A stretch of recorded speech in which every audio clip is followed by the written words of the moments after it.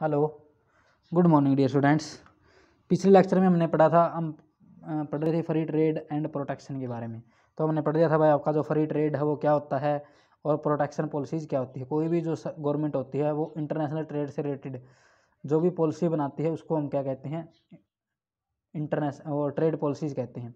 तो जो गवर्नमेंट होती है वो क्या करती है, ट्रेड से रिलेटेड दो प्रकार की पॉलिसी बनाती है। एक तो फ्री ट्रेड पॉलिसी होती है और एक आपकी प्रोटेक्शन पॉलिसी होती है। फ्री ट्रेड हमने पढ़ लिया भाई, फ्री ट्रेड पॉलिसी क्या होती है या फ्री ट्रेड किसे कहते हैं।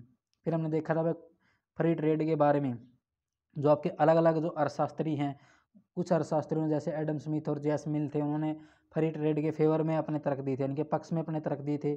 और कुछ जो इकोनॉमिस्ट हैं उन्होंने अपने फ्री ट्रेड के विपक्ष में तर्क दिए थे, यानी कि उसके हमने उसके लाभ और हानि भी उसके पढ़ी हुई। जो आपका फ्री ट्रेड है उसके क्या क्या बेनिफिट है और क्या क्या उसकी हानियाँ हैं।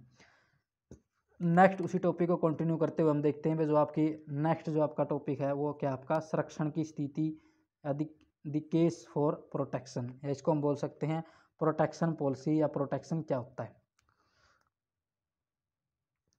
तो इसमें हम देखते हैं जो आपकी संरक्षण शब्द से जो हमारा अभिप्राय है वो ऐसी नीति से है जिसके द्वारा स्वदेशी उद्योगों को विदेशी प्रतियोगिता से क्या रखा जाता है, सुरक्षित रखा जाता है। यानी कि जो भी डोमेस्टिक जो इंडस्ट्रीज होती हैं उनको जो विदेशी प्रतियोगिता उससे क्या रखा जाता है, सुरक्षित रखा जाता है।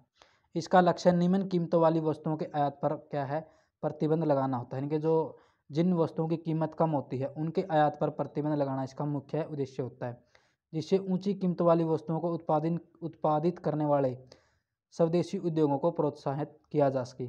स्वदेशी उद्योगों को सुरक्षित करने के लिए विदेशी वस्तुओं पर इस दर से आयात कर लगाए जाते हैं, यानी कि आयात कर लगाए जाते हैं इस दर से जो आयात कर लगाए जाते हैं कि उनकी कीमतें स्वदेशी वस्तुओं की कीमतों से अधिक न हो जाएं।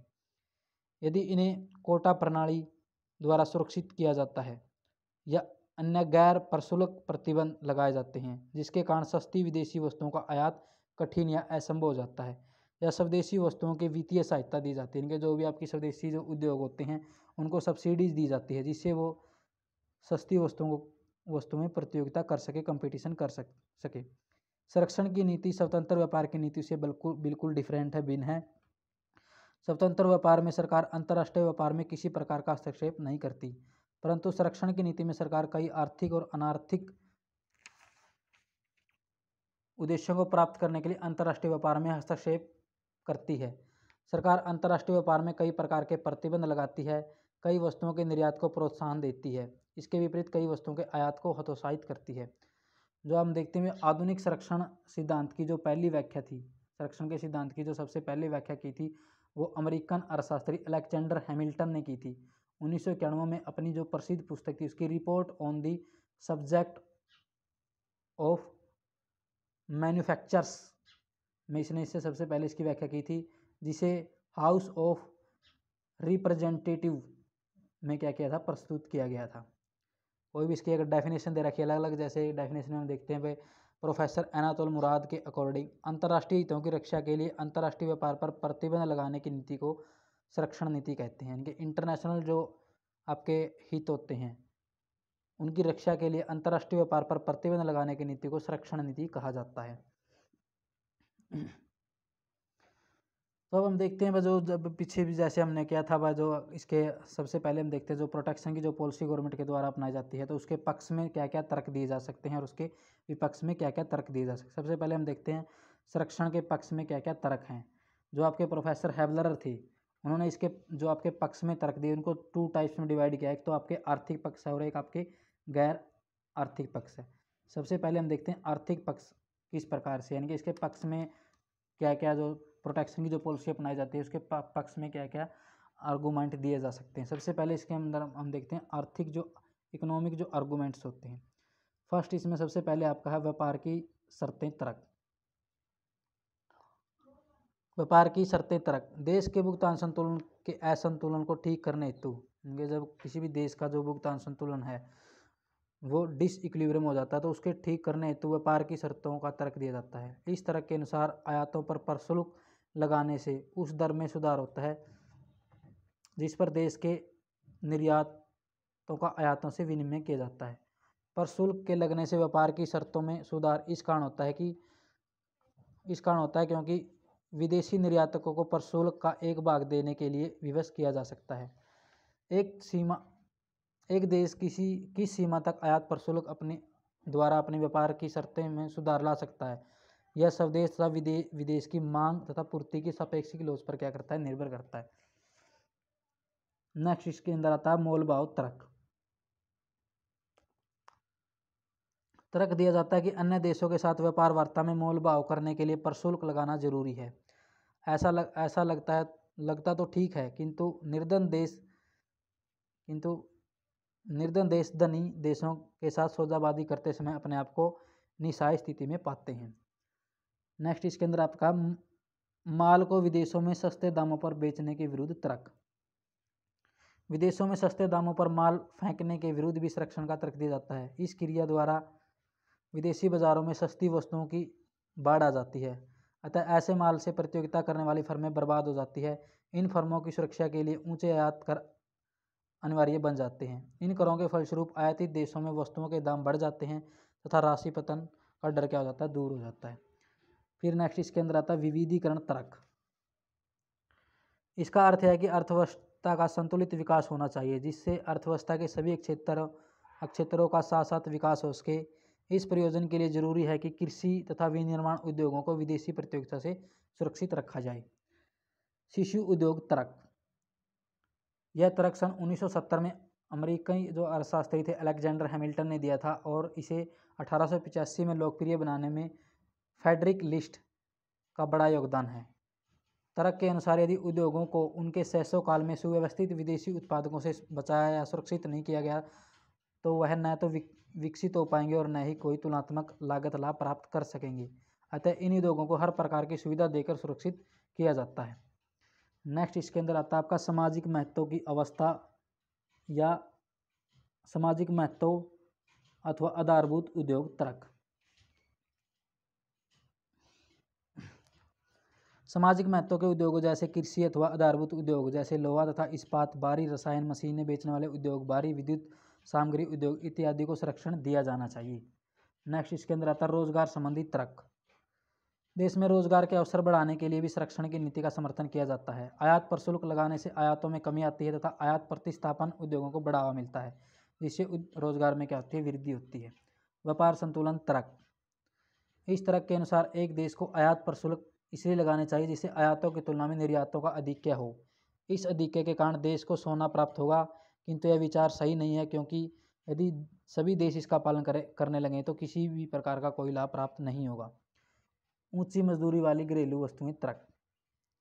इस तर्क के अनुसार जब हम विदेशों से निर्मित वस्तुओं का आयात करते हैं तब हमें वस्तुएं प्राप्त होती है और विदेशी निर्यातकों को मुद्रा, किंतु जब हम निर्मित वस्तुओं को अपने देश में खरीदते हैं तब हमें वस्तुएं तथा मुद्रा दोनों ही प्राप्त होती हैं। किंतु यह तर्क असंगत है, क्योंकि यदि सभी देश इस तर्क का पालन करने लगेंगे तो कोई अंतर्राष्ट्रीय व्यापार नहीं होगा और न ही इसके लाभ किसी देश को प्राप्त होंगे।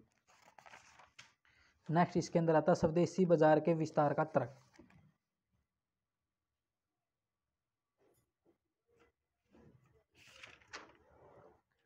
स्वदेशी बाजार के विस्तार का तर्क। संरक्षण के फलस्वरूप सभी घरेलू वस्तुओं के स्वदेशी बाजार का विस्तार हो सकेगा। फिर नेक्स्ट इसके अंदर आता है मुद्रा के घर में रखने का तर्क। मुद्रा को घर में रखने का तर्क।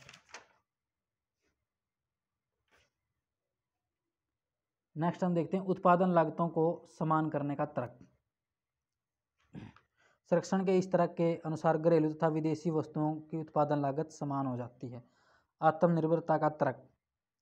सभी देश प्रत्येक वस्तु के संबंध में आत्मनिर्भरता प्राप्त करना चाहते हैं। इसका कारण यह है कि युद्ध काल में या किसी अन्य आर्थिक संकट के समय विदेशों से वस्तुओं के आयात में बाधा पड़ जाती है और देशवासियों को कठिनाई का सामना करना पड़ता है। आत्मनिर्भरता तभी प्राप्त हो सकती है जब उन उद्योगों को भी जिनके लिए परिस्थितियां अनुकूल नहीं है को संरक्षण दिया जाए। हानिकारक तथा विलासिता की वस्तुओं के आयात पर रोक। स्वतंत्र व्यापार में बहुत सी हानिकारक और विलासिता की वस्तुओं का आयात भी हो जाता है, जिससे लोगों के चरित्र पर बुरा प्रभाव पड़ता है। इसलिए इन वस्तुओं के हानिकारक प्रभाव से बचने के लिए आयात पर प्रतिबंध लगाना पड़ता है। नेक्स्ट हम देखते हैं विदेशी पूंजी आकर्षित करने के लिए। संरक्षण नीति के द्वारा देश में विदेशी पूंजी को आकर्षित किया जा सकता है। संरक्षण के लिए लगाए गए करों से बचने के लिए विकसित देश माल का निर्यात न करके प्रत्यक्ष या परोक्ष रूप से संरक्षण की नीति अपनाने वाले देश में पूंजी का निवेश करने में लग सकते हैं। फिर इसके अंदर आता है बचत में वृद्धि।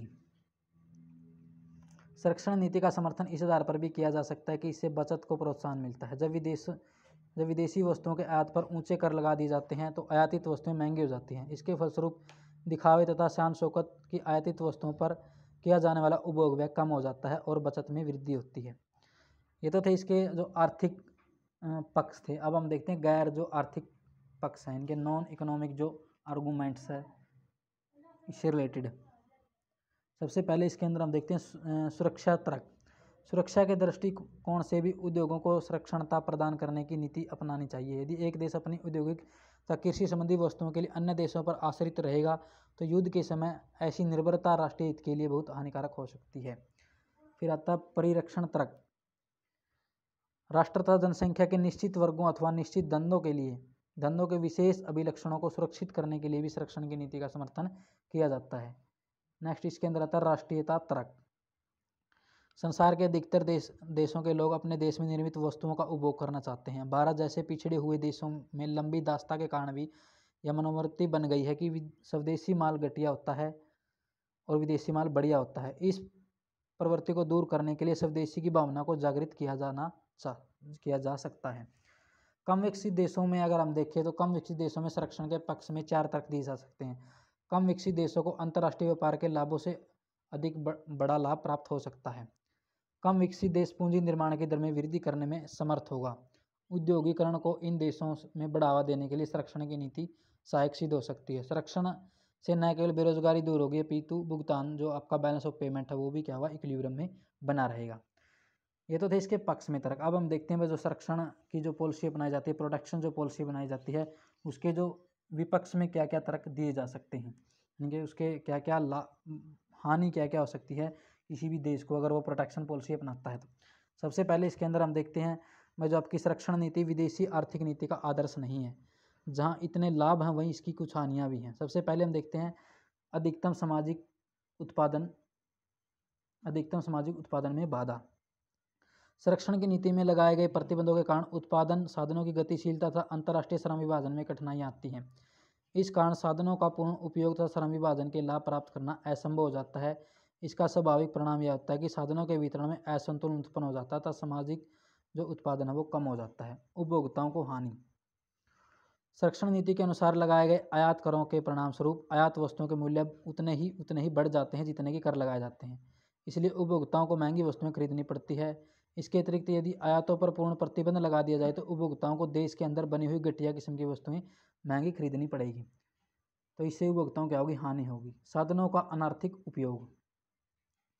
संरक्षण नीति के अनुसार लगाए गए प्रतिबंधों के कारण देश में उपलब्ध प्राकृतिक साधनों का उसी देश में प्रयोग करना पड़ता है। अविकसित देशों में पूंजी तथा तकनीकी ज्ञान की उचित सुविधाएं प्राप्त न होने के कारण प्राकृतिक साधनों का सदुपयोग संभव नहीं होता। इसलिए प्राकृतिक साधनों का क्या होता है, अपव्यय होता है। अकुशल तथा दुर्बल उद्योगों को प्रोत्साहन। संरक्षण के कारण स्वदेशी उद्योगों में शिथिलता आ जाती है। उत्पादक यह जानते हैं कि विदेशी आयात पर या तो ऊंचे कर लगे हुए हैं या उन पर पूर्ण प्रतिबंध है, इसलिए वे जैसा भी माल बनाएंगे वह ऊंचे दामों पर बिक जाएगा। इस प्रकार प्रतियोगिता की स्थिति में उत्पादकों में वस्तु को बढ़िया बनाने तथा लागत को घटाने का जो प्रोत्साहन रहता है संरक्षण मिलने पर वह समाप्त हो जाता है। नेक्स्ट इसके अंदर हम देखते हैं आपका विदेशी व्यापार में कमी।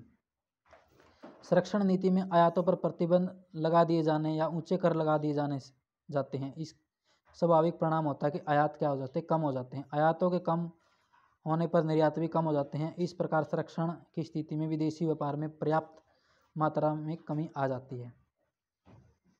धन और आय का असमान वितरण। संरक्षण के कारण धन और आय के वितरण में असमानता उत्पन्न होती है। अमीर अधिक अमीर तथा गरीब अधिक गरीब हो जाता है। इसका कारण यह है कि पूंजीपति घटिया वस्तुएं बनाकर अधिक मूल्य पर बेचते हैं और इस प्रकार उपभोक्ताओं का शोषण करते हैं। कीमतें बढ़ने के कारण उपभोक्ताओं को क्या होती है, हानि होती है। अनैतिकता और भ्रष्टाचार। संरक्षण के कारण अनैतिकता और भ्रष्टाचार को भी प्रोत्साहन मिलता है। संरक्षण जो प्राप्त उद्योगपति लंबे समय तक संरक्षण प्राप्त करने के लिए अपने उद्योगों को ऐसा चित्र पेश करते हैं जिससे लगे कि वह दुर्लभ है और कोई लाभ प्राप्त नहीं हो रहा। फिर आता है अंतर्राष्ट्रीय द्वेष। संरक्षण के कारण अंतर्राष्ट्रीय शत्रुता और द्वेष की भावना उत्पन्न होती है। जब देश अपने आयातों पर ऊंचे कर लगा देता है तो दूसरा देश भी बदले की भावना से वही काम करता है। प्रारंभ में बदले की यह भावना आर्थिक द्वेष तक सीमित रहती है, परंतु धीरे धीरे शीत युद्ध का रूप धारण कर लेती है और अंत में यह युद्ध में बदल सकती है। तुलनात्मक लागत सिद्धांत की अवहेलना। संरक्षण नीति के अंतर्गत सभी देश प्रत्येक वस्तु का उत्पादन करने का प्रयास करते हैं। वे केवल उन्हीं वस्तुओं का उत्पादन नहीं करते जिनमें तुलनात्मक लाभ प्राप्त होता है। इस प्रकार से संरक्षण नीति के फलस्वरूप तुलनात्मक सिद्धांत की अवहेलना होती है तथा संसार का कुल उत्पादन नहीं बढ़ने पाता। कुशल उद्योगों को प्रोत्साहन नहीं। कुछ उद्योगों को संरक्षण मिलने से कुशल उद्योगों को प्रोत्साहन नहीं मिलता। इसका कारण यह है कि आयात प्रतिबंधों के कारण उनका विक्रय क्षेत्र सीमित होकर केवल स्वदेशी बाजार तक ही रह जाता है। एकाधिकारी प्रवृत्तियाँ। संरक्षण नीति में आयात पर लगाए गए प्रतिबंधों के परिणामस्वरूप प्रतियोगिता समाप्त हो जाती है और उसका स्थान एकाधिकारी प्रवृत्तियाँ ले लेती है। एकाधिकारी संघ उद्योगों के युक्तिकरण रैशनलाइजेशन का कोई प्रयत्न नहीं करते क्योंकि उन्हें प्रतियोगिता का कोई भी डर नहीं रहता। नेक्स्ट इसके अंदर आता उचित प्रतियोगिता का अभाव। संरक्षण के कारण आयात निर्यात पर बहुत से प्रतिबंध लगा दिए जाते हैं, इसलिए संसार के विभिन्न देशों को उचित प्रतियोगिता तथा विशिष्टीकरण से होने वाले लाभों से वंचित रहना पड़ता है। तो इस प्रकार से हमने देखा है जो आपका प्रोटेक्शन जो पॉलिसीज अपनाई जाती हैं उससे किस प्रकार से किसी भी देश को लाभ हो सकते हैं या क्या क्या हानियाँ हो सकती हैं। तो नेक्स्ट इसके अंदर आप ये पढ़ लेना भाई, जो भी अलग विकसित देशों के लिए जो प्रोटेक्शन पॉलिसी है उसका क्या महत्व है, यानी कि जो प्रोटेक्शन पॉलिसी गवर्नमेंट के द्वारा अपनाई जाती है उसका जो अलग विकसित देशों के लिए उसका क्या इंपॉर्टेंस है या क्या उसका महत्व है, ये अपनी बुक में से आप अपने आप पढ़ लेना। तो अलग विकसित देशों के लिए जो प्रोटेक्शन पॉलिसी है उसका इंपॉर्टेंस बहुत ज़्यादा है। तो इसमें जैसे आपका इससे क्या होता है, इंडस्ट्रियल डेवलपमेंट होता है, औद्योगिक विकास होता है, पूंजी का निर्माण होता है, बैलेंस डेवलपमेंट यानी कि संतुलित विकास होता है, व्यवहारिक राजनीतिक दृष्टिकोण से आवश्यक है, नियोजित आर्थिक विकास के लिए भी आपकी जो प्रोटेक्शन पॉलिसी वो आवश्यक है, पूंजीगत आयात में इससे क्या होती है, वृद्धि होती है, व्यापार की जो अनुकूल शर्तें हैं यानी कि जो प्रोटेक्शन पॉलिसी से क्या होता है, जो व्यापार की जो अनुकूल उसी देश के व्यापार की जो शर्तें उसी देश के अनुकूल हो जाती हैं। नेक्स्ट इसके अंदर आता है भुगतान संतुलन के असंतुलन को ठीक करने के लिए भी जो आपकी प्रोटेक्शन पॉलिसी है वो बेनिफिशियल है। तो इस प्रकार से हम देखते हैं जो आपका पेपर के अंदर आ सकता है, एग्जाम के अंदर आ सकता है भाई, जो आपकी प्रोटेक्शन जो पॉलिसी है वो किस प्रकार से अंडर डेवलपमेंट कंट्री के लिए बेनिफिशियल है या उसका क्या इंपॉर्टेंस है। तो ये अपनी बुक में से आप पढ़ लेना।